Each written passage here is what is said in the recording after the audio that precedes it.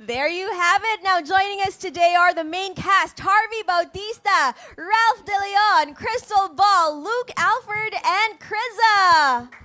With, of course, Direct Theodore Boborol. Hey! Hello and welcome to the Star Magic Spotlight Press Con. How are you guys? Kamusta yung napanood nyo yung mga sarili ninyo na merong mga footage from you were super little pa, yung mga medyo naging trip down memory lane siya. Harvey? Parang lahat kami medyo nahiya ng slight dun nung nakita namin yung mga old clips namin. Pero yeah, it's good to see that. Nakakamiss din being with these guys. It's been a while. Yeah. Thank you, Harvey. How about you, Kriza? Ay, nakakahiya, sobra. Bakit nahihiya? Sabi ko nga, wag na po talaga pala tayo mag-interview, nasabi na lahat doon sa ano. Hindi, pero sobrang honored kasi syempre, grabe yung pagpapakilala niyo doon sa video. So, salamat po. Etong pare ko from Team Yay magsasalita. Ang cute-cute mo doon, Luke. Oo nga po, Grabe. yung bata ko po doon eh. Ako naman po, nahiya din syempre. Kasi ang bata ko po din. And nakakatuwa kasi yun, nakita yung sa The Voice ko na hindi ko na napapanood ngayon. So, ayun, nakakatuwa po. Kailan mo huling napanood yung sarili mo sa The Voice? Parang nung bata pa rin po ako. Ah, sobrang tagal na Opo, talaga. hindi ko na siya napapanood. Oh, surprise! Crystal? Buti na lang wala akong mga baby pics there. Kasi kami dalawa ni Ralph, bago pa din kami. So, yung mga bagong recent looks lang nakita sa amin. So, very cute lang po. Pero for sure, ang cute-cute nyo nung bata kayo. Oo. Opo. Opo, agree naman siya. Opo. Agree naman siya. Napaka-honest ni Crystal. Oh. How about you, Ralph? Ayun, it was fun like seeing my old modeling pictures na I haven't seen for a while. Tsaka yung mga clips from Zoomers 1 na parang antagal din bago namin. I mean, it's been a while since we saw it talaga. So it's, nice to see also. Medyo nostalgic, no? Yung napanood natin. And kanina, nung pinapanood yon, akala nila tapos na nung in-introduce yung cast. And then sabi ko, directed. Meron pa yan. Kasi meron din siyang part dun sa AVP. Direct, how did you feel? Nahiya rin ako nung bata pa ako. Hindi. Okay lang. Actually, nakakahiya kasi hindi ko alam na magiging TV show yung casting program. Akala ko it's just part of the BTS para sa sa show. Tapos nung sinabing i-air kayo sa TV5, oh my God, di ako nagpa-makeup ko. Diba, parang naka-backpack lang ako papasok sa school. So yun yung nakakahiya. Raw na raw talaga. Ang reality show bigla. Yes. But also, we'd like to acknowledge pala Direct Chad Vidanes. Of yes. course. Who was also part of course. Zoomers. Zoomers. Si Direct Chad naman talaga yung nag-start ng show. Direct Chad Vidanes. Tapos we also have our gusto kong i-acknowledge din, of course, our business unit head, Miss Roda de la Serna, si Miss Katsi Catalan, our producer, baka makalimutan ko na lahat, Kat Huban, yung creatives ng buong Season 1 and Season 2. Yes. At kanina, syempre, nakita nga natin si Direk Lauren. Direk Lauren T. Jogi, of course. Needless to say, he was a big part of Zoomers as well. Now, pag-usapan naman natin ang inyong award! Congratulations! Zoomers cast. Okay, can you tell us a little bit about this award, what it took for you to get this award, tsaka ano yung feeling nung finally na-recognize kayo internationally? Well, actually, thank you ABS-CBN YouTube. They're the ones who really parang nagkaroon ng belief na, sige, isugal natin, isubmit natin yung Zoomers sa Content Asia Awards. So, sobrang nakaka-proud kasi who would have thought we're just a supposedly small online show and then mga baguhan and then biglang Best Asian Short Form Series. Wow. Wow. So yun, I feel pride for the creative team, for the production team, for our directors, and then of course, especially to our cast members. I'm hoping na yung award na yan, it will inspire them na there are no small projects, there are no big projects. Just put your heart into it. Mapapansin ka kung talagang magaling ka. Pero hindi naman ako yung bida. Go, sagutin nyo. Anong inspiration nakuha nyo dyan? Actually, very inspirational nga magsalita si Directed. Parang gusto mo nang gumawa agad ng season 3. Hi, YouTube. Okay, guys, nasan kayo when you found out that Zoomers won an award? Actually, Kriza and I were shooting our next project, Deadline, together. We were mga 5 p.m., 6 p.m. na ata yun. Tapos kakatapos lang namin ng eksena. Tapos nakita ko lang sa feed ko bigla, nag-post yung Star Magic ata, na nanalo yung Zoomers Tas nagulat ako when our producer was there because she's also, the producer ng Zoomers is also producing Deadline. And she was there too, si Ate Katsi, and she was there. And congratulations kami sa isa't isa to one another. And nakakabigla lang kasi after that, we just sort of went back to shooting the movie. Pero it's para sa akin, yun nga, parang sabi ni Directed na there are no small projects. Parang, yun nga, yung sa amin, Zoomers is a very small family. So, nakakahanga para sa akin na we were able to win such a big award like that po. Yes, international to. Grabe, nakaka-proud talaga. How about you, Criza? What are your thoughts on the award? Super overwhelming kasi knowing kami dalawa ni Harvey, ito yung first bida role namin and then may award agad. Sobrang sarap sa feeling and parang in a way nakaka-pressure din po siya kasi syempre, 'di ba? Grabe yung recognition so dapat sa mga susunod mas galingan pa namin. Pero ayun, super grateful and super thankful. Lalong-lalo na po sa mga naniwala sa amin behind the camera. Yan sila, Direk Lauren, Direk Ted, Direk Chad. Yun po talaga yung mga unang tao na naniwala sa amin and nagtiwala sa amin. So, ayun, super thankful po talaga. Ang ganda nung ganong mindset, no? Yung when you achieve something, ang mindset mo hindi parang, okay na to, satisfied na ako. Mas napapressure ka na, hindi dapat yung next galingan ko pa. Oo. Ang ganda na ganong mindset. Okay, now let's talk about Zoomers. What is the inspiration behind the creation of Zoomers? I think Directed can answer this. Yung creation talaga ng Zoomers, because that was conceptualized in 2021 or 2022, and that was a time na wala pang face-to-face classes. So parang naisip lang namin ng mga writers na parang, oo nga no, yung Gen Z ngayon, yung Gen Z na ka-age nila, parang hindi nila na-experience yung high school na talagang physically together na face-to-face. High school pa naman na is very crucial sa iyong buhay, right? Sa formation ng iyong identity. So, anong kaibahan? Paano sila ngayon? So, dun nung simula yung curiosity na paano sila pag bumalik na yung face-to-face classes? Na last silang nagkitaan, mga tweens pa sila, and then ngayon teens na with the raging hormones and all those teenage angst, 'di ba? Mga ganon, yun yung doon mo na experience yun eh. So, yun yung pinaka germ ng concept, and then tamang-tama nga after 2022 back to face na ulit yung mga tao. So doon nagsimula yung development ng story ng creatives namin. Ang galing. Parang organic talaga yung pinagmulan, Directed. And I think that's also why a lot of Gen Z peeps related to it. Kasi nga, talagang pinagdadaanan talaga ng lahat. Kayo guys, can you share memorable experiences from the set? Meron bang pinagdaanan nyo rin in real life? Nakarelate din ba kayo as Gen Z? Siguro sa akin, syempre, when it came to my character, very high achiever, very A-list student. So siguro doon ako nakarelate. And naramdaman ko talaga yung pressure unang-una to be able to play that role, especially since first ko nga itong Zoomers, first project. And kaya grabe yung feeling talaga nung natanggap namin yung award. But anyway, back to my character. Just being able to bring my real life experiences as someone who's always pressured himself to be able to achieve a lot. It was like, parang medyo therapeutic din siya na nalalabas ko siya sa eksena, nalalabas ko siya sa character ko. So that was a great experience for me din. So malapit din talaga sa real life Yes, yung malapit character po. mo. Kasi the creatives really made sure, before they started writing the script, they interviewed all the potential cast members. Nag-in-depth interview sila kasi parang when you cast kasi a show for newcomers, kailangan they don't play against type. So even if hindi ganun kas the same, at least dapat may makuha silang hugot from their personal experience kasi may similarities. Oh, so that's one of the secrets pala of making a show with mga newcomers din. Diba? Nag-youth-oriented show ka rin, 11 years old. Directed, DJ Aya nakakahiya! had an acting role before in a youth-oriented show. Si Directed ang first director ko. Best friend ni Colleen Garcia Uy, sa ano Good ba? Vibe. Shout out sa mga ka-Gen Z ko. Wow! Kasi sila Sam Concepcion at Enrique Hill. Okay, thank you, Direk. Okay, next question na nga. Hindi, balik tayo sa mga most memorable experiences nyo on set. Can you share, Crystal? For me po, siguro yung on and off screen chemistry namin sa lahat ng cast, sa set.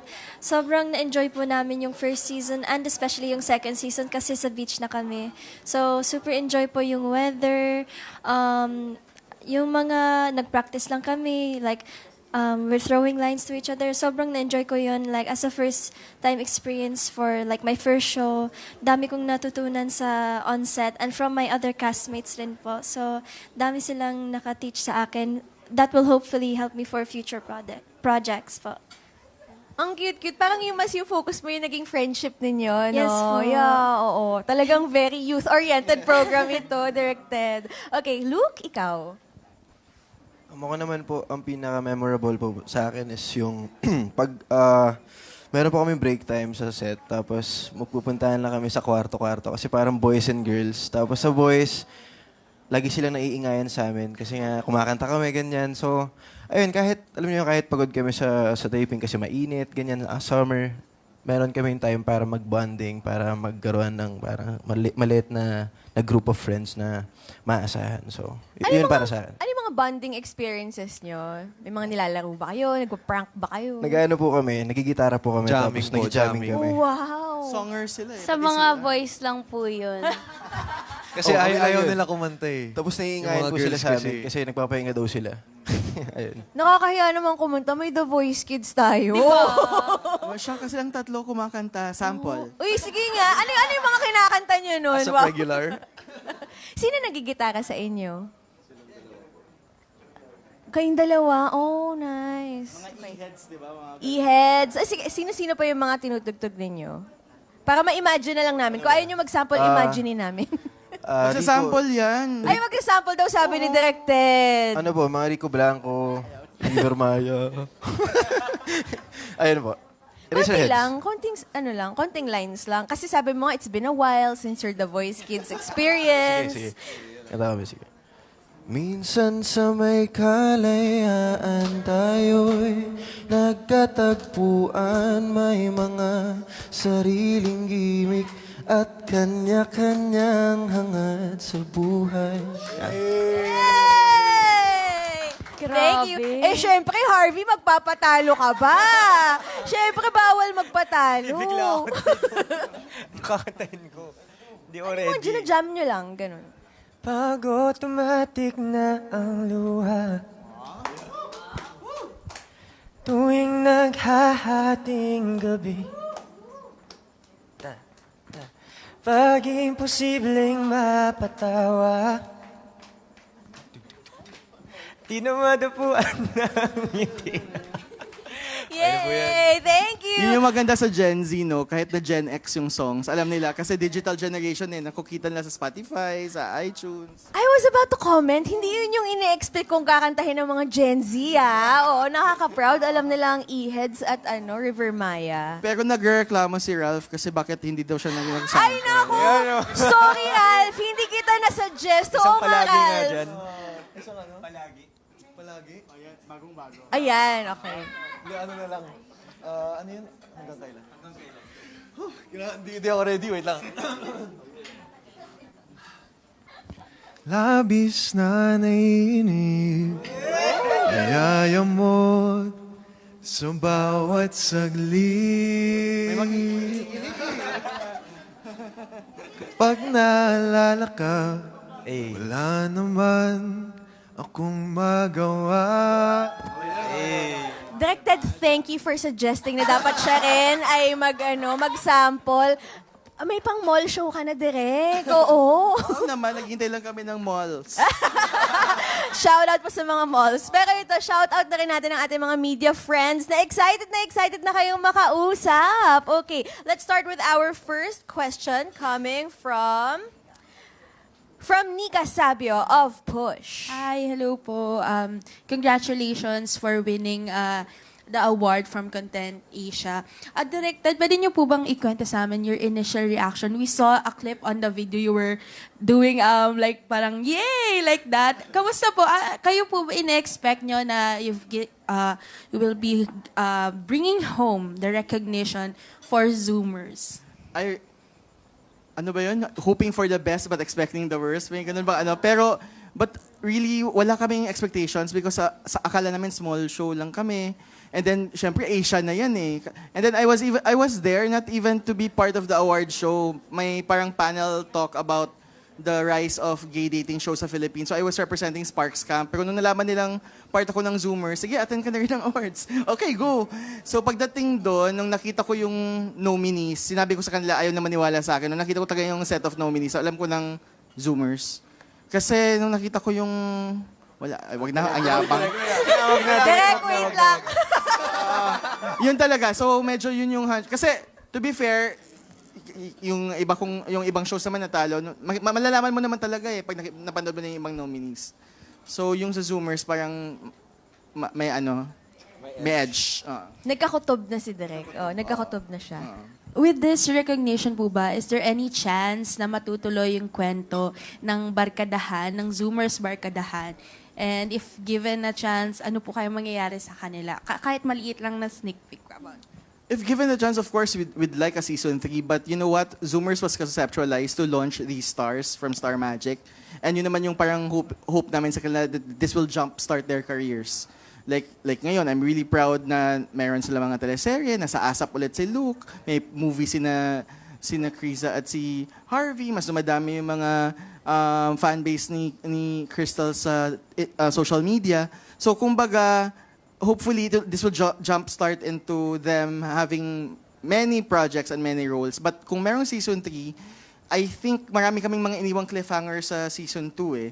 And yung cliffhanger na yun, of course, is merong naka-infiltrate sa barkadahan nila na hindi naman pala totoong kaibigan. And so, because of it, I'm sure matetest yung mga love relationships ng Chris V because at the end of the series, nagkaroon sila ng definition, nag-DTR sila. And then yun. So parang feeling ko testing of friendship, especially since college na sila if ever magkakaroon ng third season. So kung ngayon, solid tayo because we're physically together, we're in senior high school, what will happen pag college at kanya-kanya na tayo ng buhay? So yun. Kasi that's also relatable kasi ganoon naman talaga yung mga high school classmates natin, magdating ng high school, college, iba-iba na yung buhay natin. Thank you, Direk Ted. And for the cast naman po, ayun, nasabi na din ni Direk na some of you guys have your own shows, upcoming shows, and then yung iba sa inyo na feature na High Street, Pamilya Sagrado. Ano yung reaction nyo guys? Nararamdaman nyo? Kasi eto na, nagsisimula na you guys are creating your own name, pinapakita nyo kung gaano kayo nag-excel every project nyo. Everyone po. Ako po, I can't speak on behalf of the cast, pero for me personally kasi, this is something I've been waiting for so long na. And until now, I mean, it's still very overwhelming para sa akin na nakakuha ko ng 3 shows in 1 year. I'm very honored tsaka overwhelmed and very thankful for that. I don't think I say that enough to everyone around me, that I really am thankful. And I'm also very proud of everyone here in this cast. Kasi yun nga, na-launch nga po kami. Nagawa yung, the goal of Zoomers actually happened, and na-launch kami lahat. And I'm so very proud of everyone in this cast. And well, I don't know, for me personally, it's still very overwhelming, and sometimes it's really scary for me getting all this sort of, I guess, attention that I'm not used to. But I'm still very thankful for the opportunities that have come for me this year. So, yeah. Kahit na kasi, di ba, parang na-introduce kayo dito, pero gawin bulilit pa na si Harvey. So talagang he's been waiting for this for a long time. Oo. Yes. Okay. Who else would like to answer? Yes?